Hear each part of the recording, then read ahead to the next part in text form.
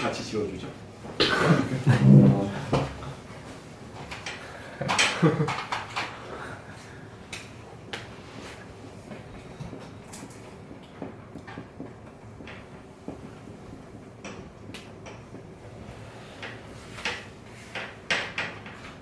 재무제표가 어느 정도 섞여서 설명이 될 건데요. 제가 아이스크림 가게를 차리려고 해요. 근데 재무제표에서 이거를 원래는 대차대조표라고 불렀던 게 있고, 그거를 재무상태표라는 말로 쓰기도 하고, 영어로는 밸런스 시트라고도 해서, 영어가 항상 좋은 것 같아요.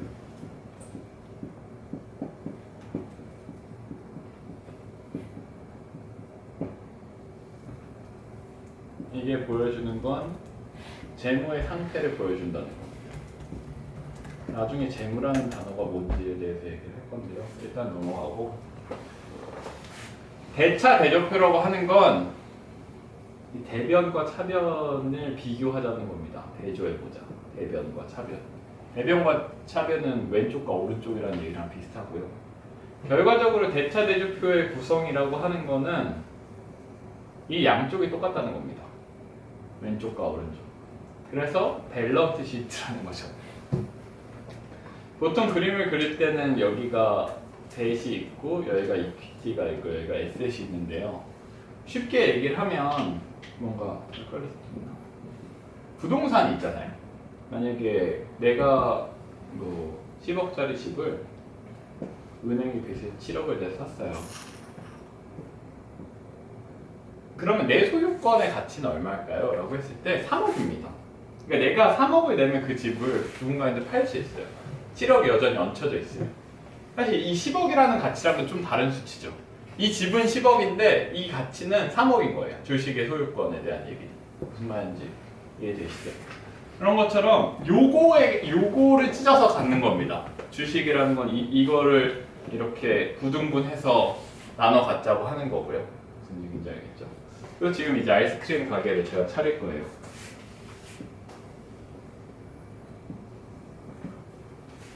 제가 이런 게 있어요. 부럽죠? 이제 아이스크림 가게를 차릴 때 1억으로 못 차리겠는 거예요. 그래서 어떻게 할까요? 은행에서 1억을 빌렸어요. 그럼 2억이 됐죠? 이제 2억으로 회사에 차릴 겁니다. 회사 차릴 때 이제 아이스크림 가게를 차려야 되니까 뭐 해야 돼요? 부동산을 알아봐야 되죠?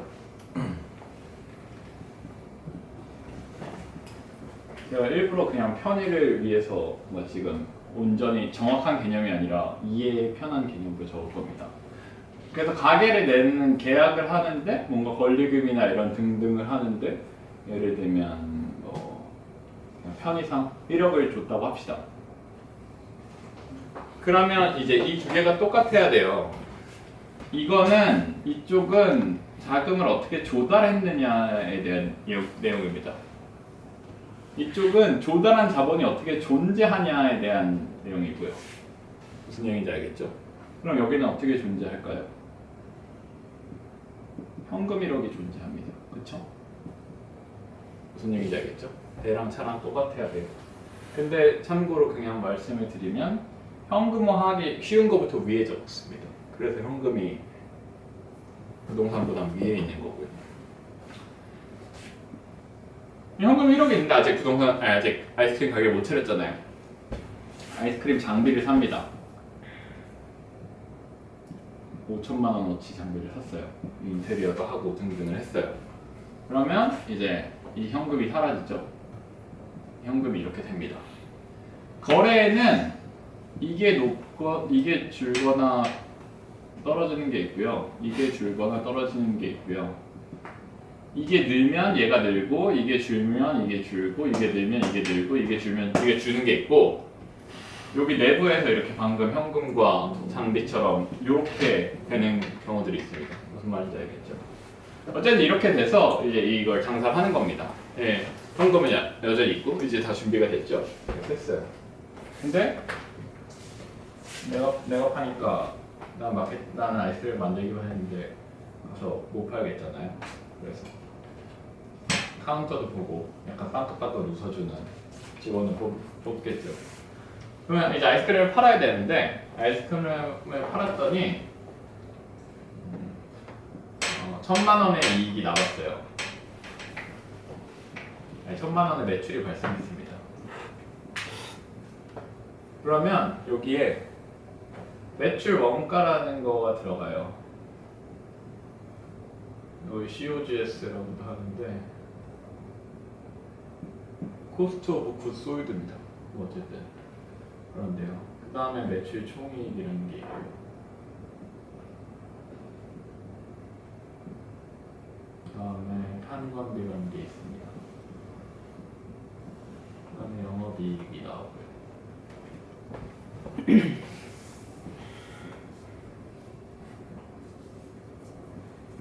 영업의 수익이 있고 귀찮아. 영업의 손실이 있고 여기 순이익이 있습니다. 그걸 설명하는데 아이스크림 가게는 설명 못할 것 같아요. 뭐 어쨌든 이렇게 돼요. 이 매출 원가는 우유값입니다. 우유 사야겠죠. 그럼 우유값이랑 얼음값 같은 게 500만 원이 든 거죠. 근데 이게 500만 원이에요. 여기서 되게 사람들이 잘 모르는 착각하는 거는 이게 재료값만이 아니라, 그러니까 이게 나중에 설명을 하겠지만 판관비는 판매비랑 관리비죠. 하는데 들어간 비랑 관리하는데 들어간 거고요. 나머지는 생산비입니다. 이게 이 생산비예요. 그래서 생산 직원 월급은 생산비입니다. 되게 뭔가 이 판관비에서 임금을 보면 사람들이 잘 모르는 건데 여기에는 생산비가 들어가 있고 여기서 제 월급, 저는 아이스크림 만드는 사람이니까 제 월급은 여기서 빠져나간다는 거죠. 그러면 여기는 세부적으로는 우유값 200만 원과 제 월급 200만 원과 얼음값 100만 원 이런 식으로 되는 거고요. 또 하나 이제 중요한 거는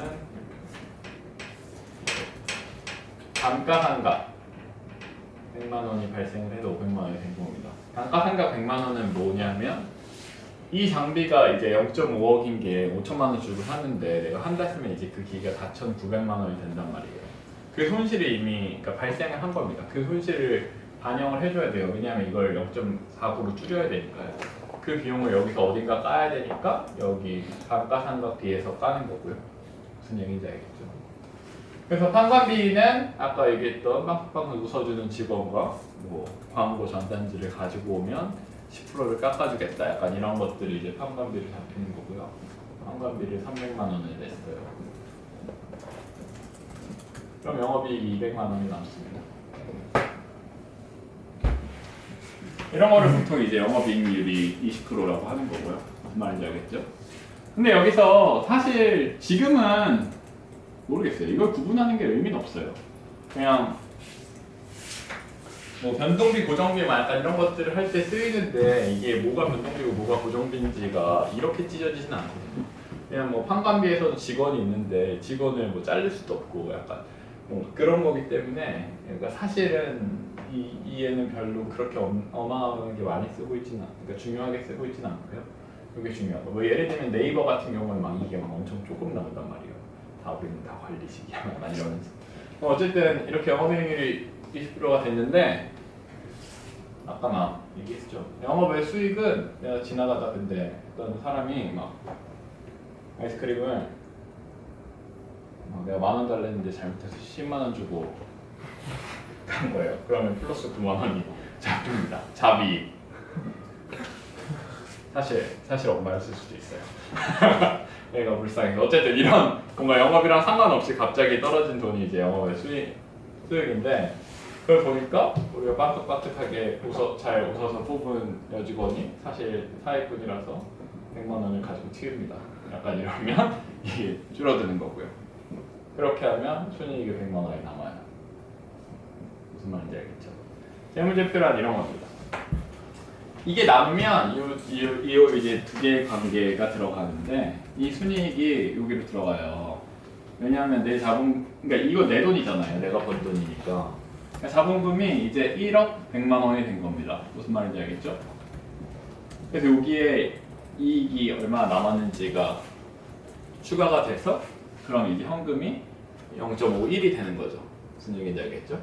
근데 사실 이게 여기로 그냥 가진 않고 여기에는 그러니까 배당이라고 하는, 그러니까 이익이 남으면 주주들한테 돈을 바로 뿌릴 것이냐 안 뿌릴 것인가에 대한 얘기가 있고, 배당이 있고 배당을 뺀 금액이 이렇게 가는 거고요. 순이익 관련해서 이 지배주주 순이익을 지금 설명을 먼저 좀 해야 되는데 전체적인 맥락이랑 관련이 없어요. 아빠가 있잖아요. 근데 내가 있어요. 우리 집에 가게가 이렇습니다. 근데 아빠 월급이 예를 들면 1억이에요. 근데 제 월급도 1억이에요. 그러면 연봉이 우리 집은 매월 2억이 들어오잖아요. 근데 이게 제가 이제 가게에 사니까 뭔가 우리 집에 청구를 하는데 우리 아빠한테, 근데 내가 1억을 번다고 아빠한테 1억을 줘야 되는 건 아니잖아요. 뭐 예를 들면 아빠한테 내가 줄 용의가 있는 게 10%라고 칩시다. 아빠가 나를 10%만 갖고 있는 거죠. 그럼 실제로는 여긴 2억이라고 적히지만 실제로 아빠